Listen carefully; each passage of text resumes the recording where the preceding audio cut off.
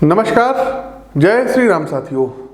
30 जनवरी रात्रि 12:02 पर वास्तविक शासक और हमारे जीवन को बुनियादी रूप से प्रभावित करने वाले न्यायाधीश शनि अपनी मूल त्रिकोण राशि कुंभ राशि में अब अस्त होने जा रहे हैं, जहां ये 6 मार्च तक इसी अवस्था में रहेंगे। यदि सीधे सीधे कहूं तो ये अवधि वैसे तो ज़्यादा लंबी नहीं है, लेकिन प्रत्येक राशि को अच्छा खासा स्ट्रगल करवाएगी।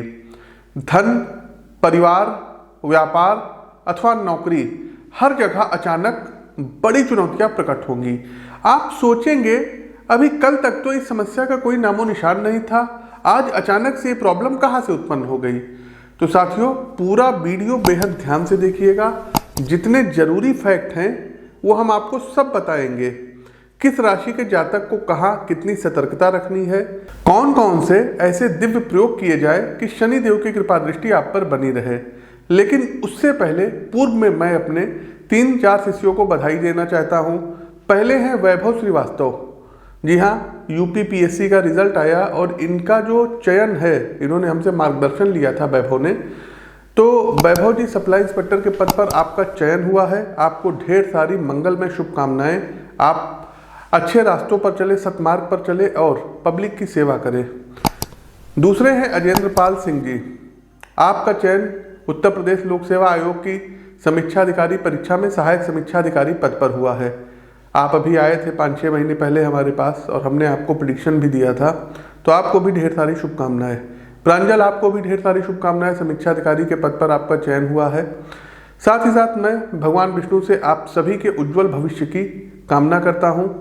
अब बढ़ते हैं अपने राशिफल की ओर, लेकिन उससे पहले साथियों बता दें कि 10, 11 और 12 फरवरी को हमारा दिल्ली आगमन हो रहा है। तो जो भी दर्शक दिल्ली या इसके आसपास के क्षेत्र से हैं, आप लोग हमसे मिल सकते हैं। साथियों, अस्त ग्रहों के बारे में आप लोग कोई भी अपने मन में भ्रम मत पालिएगा। अस्त ग्रह भी ताकतवर होते हैं, प्रभावशाली होते हैं। सूर्य के आभा मंडल में आकर के शनिदेव अस्त हो रहे हैं, लेकिन इसका कतई मतलब नहीं है कि शनिदेव के पास उनकी अभी अपनी पावर नहीं है। अब आप सीधा सा एक एग्जाम्पल समझिए। सपोज करिए उत्तराखंड में कोई रैली है और वहाँ के मुख्यमंत्री हैं पुष्कर सिंह धामी जी, और नरेंद्र मोदी जी की भी वहाँ सभा है। तो नरेंद्र मोदी जी जिस मंच पे हैं, पुष्कर सिंह धामी भी उसी मंच पे हैं। तो नरेंद्र मोदी जी के आभा मंडल के सामने धामी जी यहाँ पर अस्त हो गए हैं, लेकिन एक स्टेट के मुख्यमंत्री हैं, उनको भी वहाँ पर अपनी पावर है। तो अस्त ग्रहों का सीधा सा ये प्रभाव है। हमको उम्मीद है कि आप लोग आसानी से समझ गए होंगे। समझ गए हो तो लाइक करते चलिए। इस वीडियो को अधिक से अधिक लोगों तक शेयर कीजिए और कमेंट बॉक्स में जय शनिदेव का कमेंट टाइप कीजिए। आगे बढ़ते हैं वृश्चिक राशि। वृश्चिक राशि के साथियों, शनिदेव का गोचर आपके चतुर्थ भाव में और यहीं पर अब ये अस्त हो रहे हैं। तो इस बात का संकेत है कि किसी भी नई योजना को लागू करने के लिए समय शुभ नहीं है। आपको इंतजार करना होगा। भूमि, भवन अथवा वाहन की खरीद, किसी प्रकार का इन्वेस्टमेंट या बिजनेस स्कीम लागू करने का विचार इस अवधि में त्याग देना आपके लिए बेहतर रहेगा। अन्यथा लाभ तो कुछ नहीं होगा, उल्टा आप लोग आर्थिक नुकसान आपको उठाना पड़ सकता है। परिवार में माताजी के स्वास्थ्य का विशेष ध्यान आपको रखने की सितारे सलाह दे रहे हैं। न्यूरो और हड्डियों से संबंधित किसी योग्य डॉक्टर के संपर्क में रहें और समय रहते उनकी कुंडली का विश्लेषण अवश्य करवा लीजिएगा, कारण कि चौथा भाव कहीं ना कहीं माता के स्वास्थ्य को भी इंडिकेट करता है। साथियों, संतुलन सृष्टि का नियम है, अतः आपको भी अपने काम और परिवार के बीच बैलेंस बना करके चलना होगा।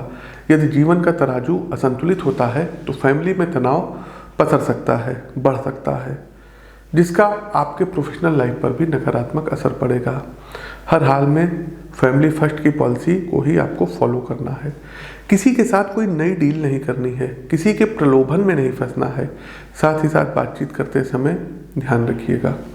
उपाय के तौर पर आपको करना क्या रहेगा, तो प्रतिदिन हनुमान अष्टक का पाठ करिए और प्रत्येक शनिवार के दिन 250 ग्राम चाय पत्ती ये गरीबों में या धर्म स्थान पर डोनेट करें। तो प्रिय साथियों, हमारा प्रस्तुत कार्यक्रम कैसा लगा कमेंट बॉक्स के माध्यम से हमें अवगत कराइए। नए हैं तो चैनल को सब्सक्राइब करिए, बेल आइकन दबाइए। अपनी वाणी को विराम देते हुए ज्योतिष के इस मंच से मैं पंडित आशीष वत्स आप सभी प्रबुद्ध साथियों से विदा लेता हूँ। नमस्कार, जय शनिदेव।